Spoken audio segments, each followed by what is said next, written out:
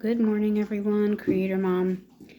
So, as we grew up, some of us, we developed maladaptive beliefs. Well, at that time, they weren't really maladaptive, they were adaptive. You know, um, the beliefs we developed just help protect us or whatever. Anyways, we developed beliefs based upon people's probably abnormal reactions to us.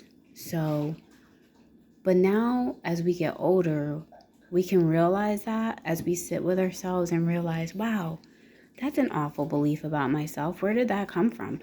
Oh, yeah, well, that's right. My ideas and who I am was kind of rejected by the people around me. So now I have developed the assumption that nobody really cares if I'm around and nobody wants to hear my ideas, right? Well, okay, fine. Like I followed that train. I saw where that train came from. So now I'm like, I'm going to hop that train because that train no longer serves me. Maybe, and maybe I did, or maybe you did have to protect yourself when you were young. Maybe resorting to isolation was safe for you. But maybe it's not necessary anymore because now it's safe to come out. Now we're adults. Now we understand we can help create and we can co-create the life around us through our beliefs. So our beliefs got skewed when we were younger or whatever, whenever, through life experiences. But now we can take it, we can understand that and say, well, those people's reactions were abnormal and I developed my beliefs based off their abnormality. So I'm going to change my beliefs and I'm going to develop an adaptive belief. I like using those words. They use them in the psychology world. But you can use other words. You can use unresourceful and resourceful beliefs. That's a good one too. So like a belief you had that kept you safe has now become unresourceful and how has now become a problem. Because if you keep believing it, you're going to keep seeing the things you don't want to see in your life. Anyways, well, this really hit me yesterday because I was like, I had an experience with someone who has a habit of treating me and other people, not just me, like shit. So I got an email from them and it was an attitude-ish email. It was rude. This person feels the need to always be superior over others. And usually I would cry or feel bad when being spoken to like this by this person. But I was like, you know what? It was over an error. I made a mistake, like a spelling mistake on an email, a work email.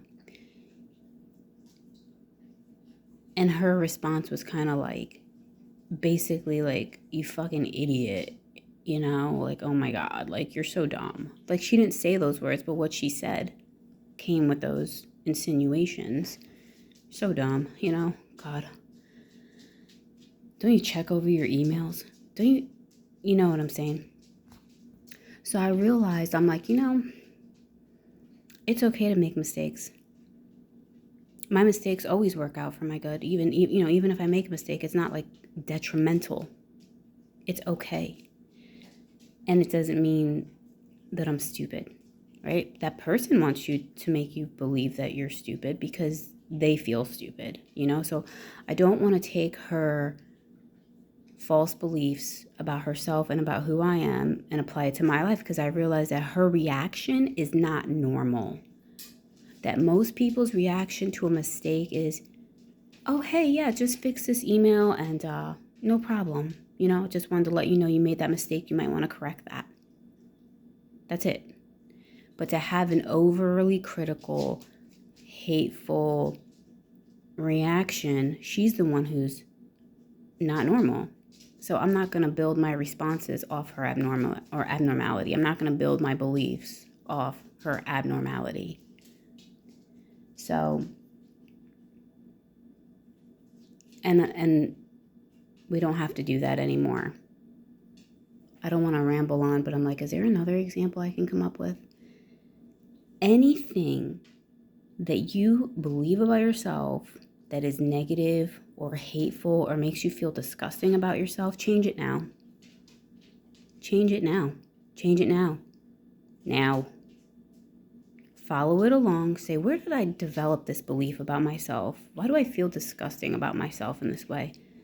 Oh, okay, yeah, because when I was little, my mother used to say X, Y, and Z to me. My mother was fucking abnormal. Something was wrong with her. And so I'm never going to believe that shit about myself again. Because I noticed I developed my belief about myself based upon her sickness, her abnormality. So I'm going to take that back and I'm going to create another belief right now. And I'm going to tap that shit in. That's what my therapist says. She goes, tap it in.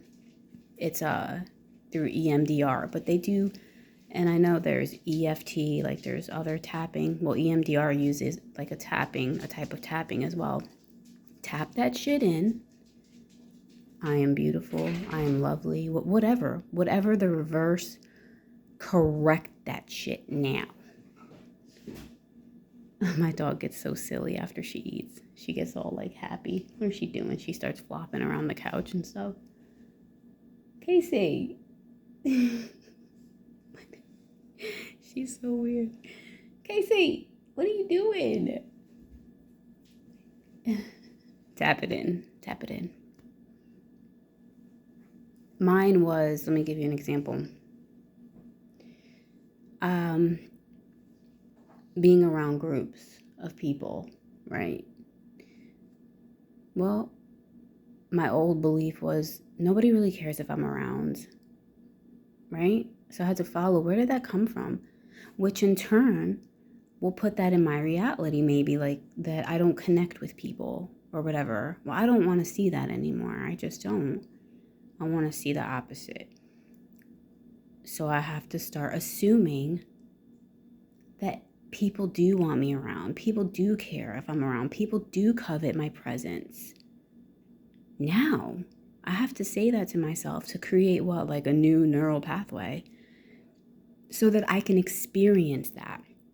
You experience what you believe. So don't let people's fucked up beliefs and fucked up mental conditions affect how you believe about yourself. Or if it did affect how you believe about yourself, realize it now and change that shit now. Don't keep that person's abnormality and fucked up mental illness alive in your life any longer.